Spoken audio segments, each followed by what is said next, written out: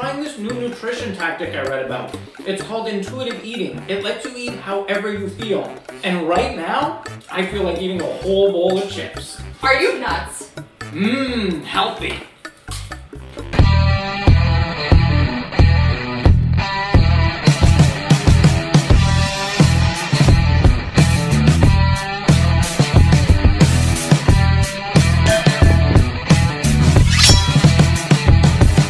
Hey, it's Al here with xtraOrdinary Athletes, here helping you fit fitness even into the busiest of lives. So check out our other playlists and don't forget to hit that subscribe and bell notification button so you never ever miss one of our videos. And for today, we're going to be delving into another one of those tricky, controversial nutrition topics. And we're asking the question, should you try intuitive eating?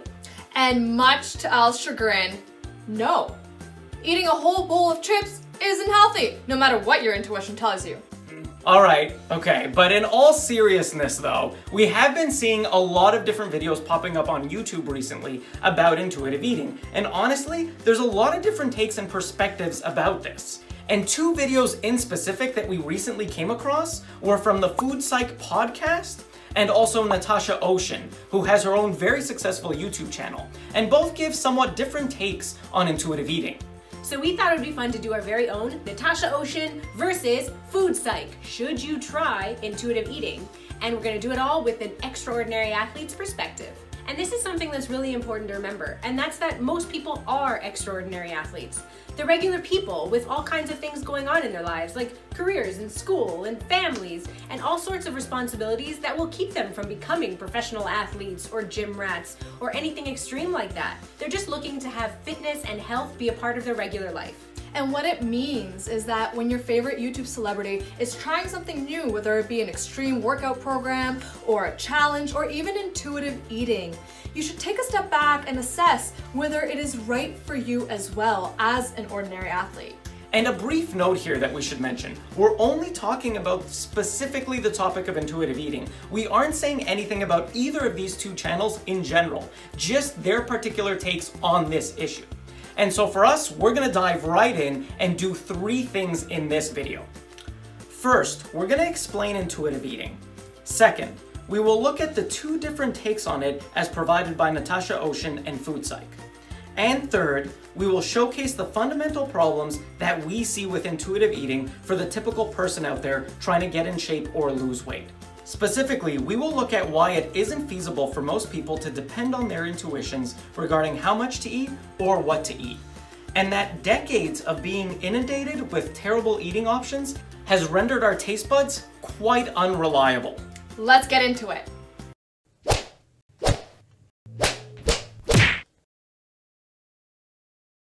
What is intuitive eating? It focuses on leaving that diet culture behind and following your intuition about food choices. And it relies on at least three main principles. Number one, casting away that guilt about your dietary choices. Number two is following your hunger cues to determine how much to eat. And number three, allowing yourself to eat whatever you feel. Now this is painted in stark contrast to the excessive micromanagement of nutrition. And what does such micromanagement look like? Well, it can include a constant obsession about what you should and should not be eating. And that can be fairly frustrating.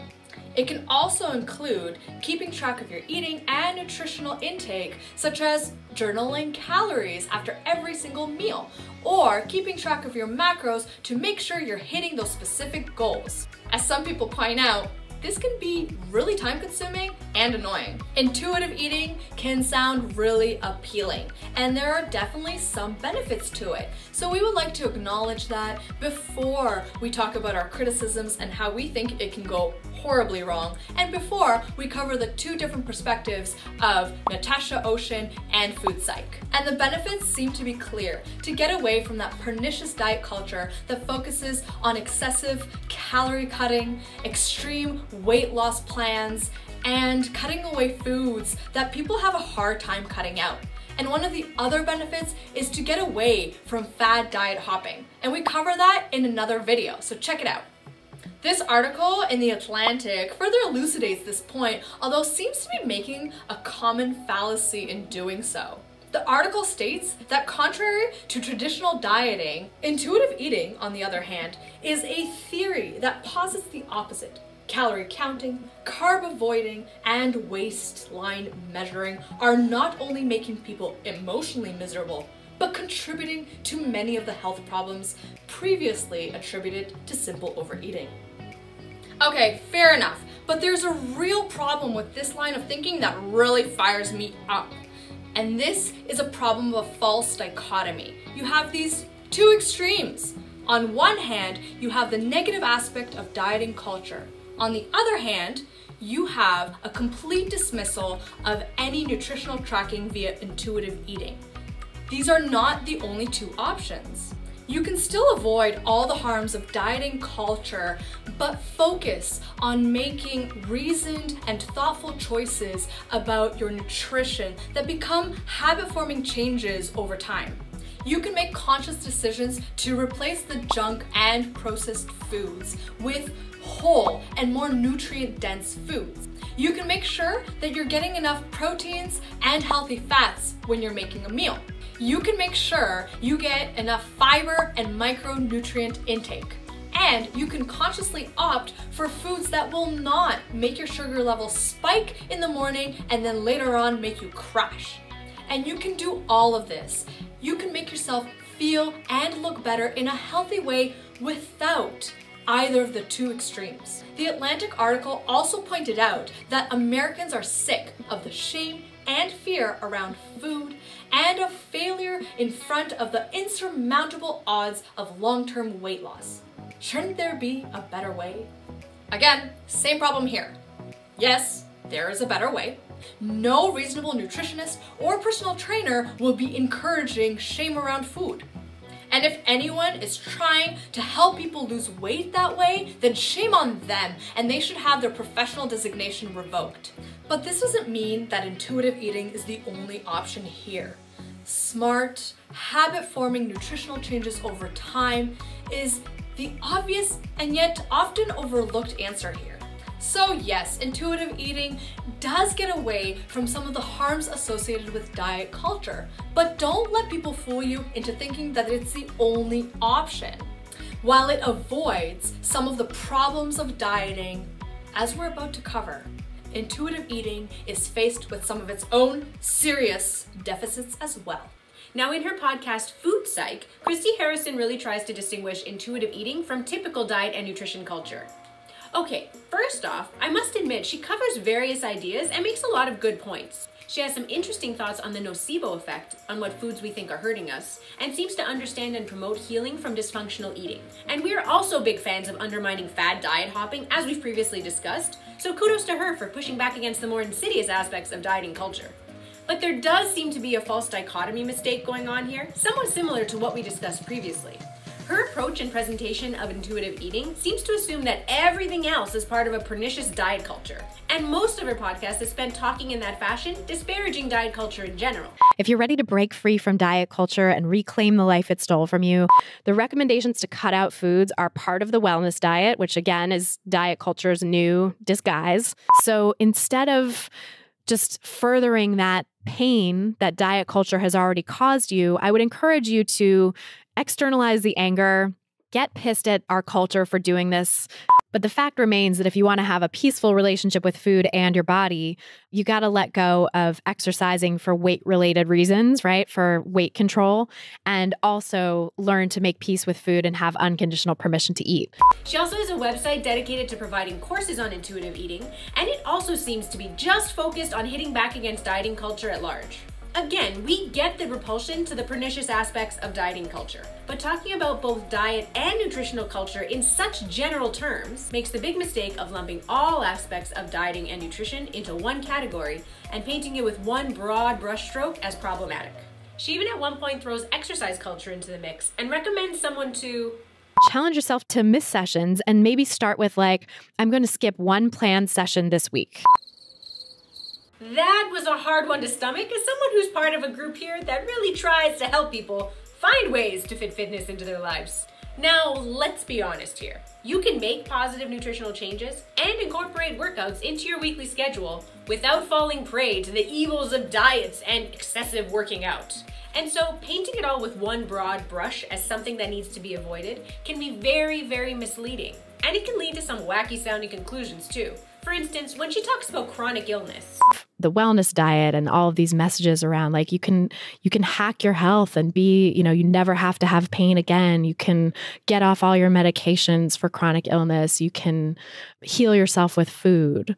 And that is really damaging messaging, I think, for the vast, vast majority of people. I mean, there's definitely a few people I know, like maybe one person I can think of in my life who has chronic illnesses that she went to wellness diet practitioners and was told all these foods to cut out and did it and hasn't had any like negative effects on her psychological health. But that's one person out of like hundreds or thousands of people that I know and have worked with and have interacted with through the podcast and stuff, tens of thousands really, that like. Okay, so there are some things to unpack there, but in our opinion, there's some highly problematic things she's just said. She seems to combine sensible sounding criticisms of diet culture with outlandish sounding claims. For instance, the idea that there are food hacks that will make all your health problems go away and you'll never need medications again is obvious nonsense. So that part sounds pretty good. But then she uses this to seemingly disparage any notion that food and illness are strongly connected at all. She literally says that she's unaware of anyone other than this one person she might know of who successfully navigated chronic illness with better dietary choices. What? I know lots of people who have managed their chronic illness much better through better dietary choices. Like a lot of my past clients. Are we really going to deny the connection between certain dietary choices and heart disease, or diabetes, or a slew of other ailments? These connections are so well established within the scientific community that it doesn't even make sense for us to pop up one or two studies to back up our point. With a simple Google search, you can find hundreds of them. So let's please stop making this false dichotomy between pernicious diet culture and intuitive eating. And let's stop painting all of diet and exercise culture with one overly generalized negative brush. There are certainly good and bad aspects to everything, including this. But now furthermore, there's something key missing from most discussions about intuitive eating. It's not that it's necessarily bad, but if it's going to work, you will probably need an already existing healthy relationship with food and eating, or at least be developing one, which can take a very long time. And as we know, this is not the reality for the vast, vast majority of people. Now, by contrast, in her video, Natacha Océane admits that this might not be right for all people, and even acknowledges that there were times in her life where it wasn't right for her. Because I know that at different stages of where I was in my past, it probably wasn't right for me. Okay, so this is already feeling like a more nuanced approach here. And Natacha also had on Renee McGregor, who's a sports and eating disorder specialized dietitian. And together they present what we think is a more reasonable understanding of intuitive eating. In fact, Renee actually makes a couple very important points. First, I guess my concern, like you, Natasha, is that intuitive eating has suddenly become a bit of a buzzword, a bit of a kind of food trend. And second, when discussing how natural it is to be able to rely on your own hunger cues, she adds this. For some people, we know that's not. They eat, they think about it next minute again, what they're gonna have next and what they're gonna have next. Now these are both crucial points. First, the fact that it's become a buzzword or a trending fad is highly problematic, because what that often means is that a lot of poorly understood accounts or versions of it are getting out there into the ether, which may give people a very unnuanced understanding of intuitive eating that leads them to believe that they should eat whenever they feel the slightest bit of hunger and whatever they want, regardless of how bad their relationship with food and eating might already be. And her second point was perhaps even more crucial here. She's pointing out that there are people for whom listening to their hunger cues simply won't work. And I'd like to add that that's probably most people, and even myself sometimes too. Okay, now this is a great jumping off point here for us, to get into some real nitty-gritty. Why can't everyone just listen to their hunger cues to determine how much they should eat? And why can't everyone just listen to their intuition to figure out what they should eat? This gets us into what we see as the main problems with intuitive eating. Now we see a really big problem with what seems to be the two fundamental tenets of intuitive eating. Number one is to follow hunger cues and even use a hunger scale. And number two is to eat whatever you want, whenever you want.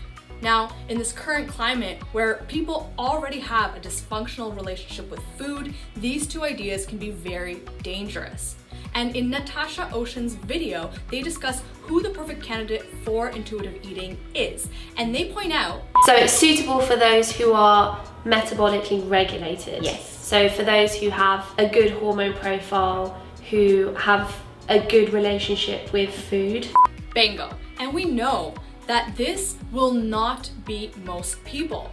And in the video, they even acknowledge that someone who is trying to get better at this, it may take them years for them to build a healthy relationship with food. Now we get that some individuals may seek counseling to help them through this. And it comes as no surprise that advocates for intuitive eating offer training courses. And there are even some individuals who are certified intuitive eating coaches. So let's give them the benefit of the doubt that they actually will help people become intuitive eaters.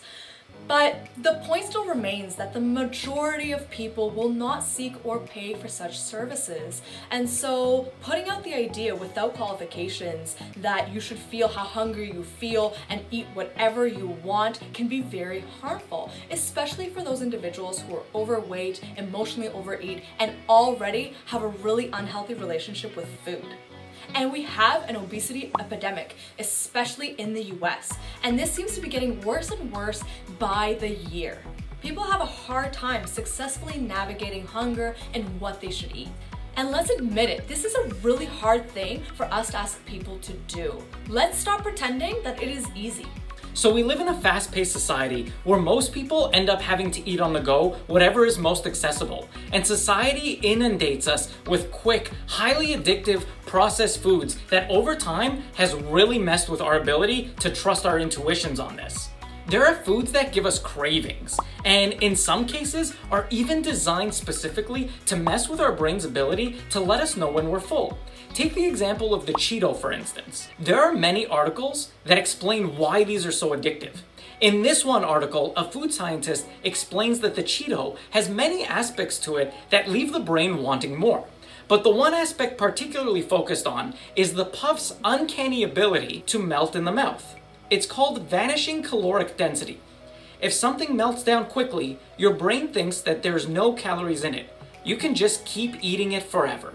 In other articles, the New York Post and the New York Times have both covered this idea of how junk foods are created in a certain way in order to subvert the brain's natural response to make you limit consumption, and how foods are engineered so that you feel like you've never had enough. Now, these articles point out that the recipes used balance powerful tastes so well that no single flavor overpowers and lingers in the mind after you've eaten a chip. This avoids what scientists call sensory-specific satiety, or the feeling of fullness caused by a dominant flavor. So it shouldn't surprise us that this is what junk food makers do.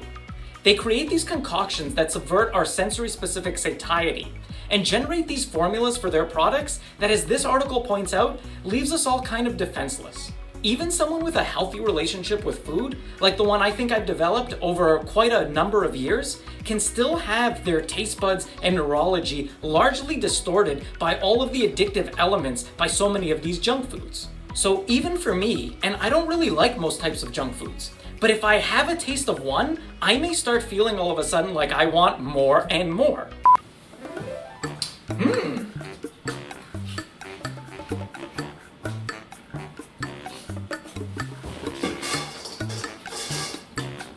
Thus, this whole eat how you feel notion may simply end up enabling the food industry to continue with its largely addictive tactics.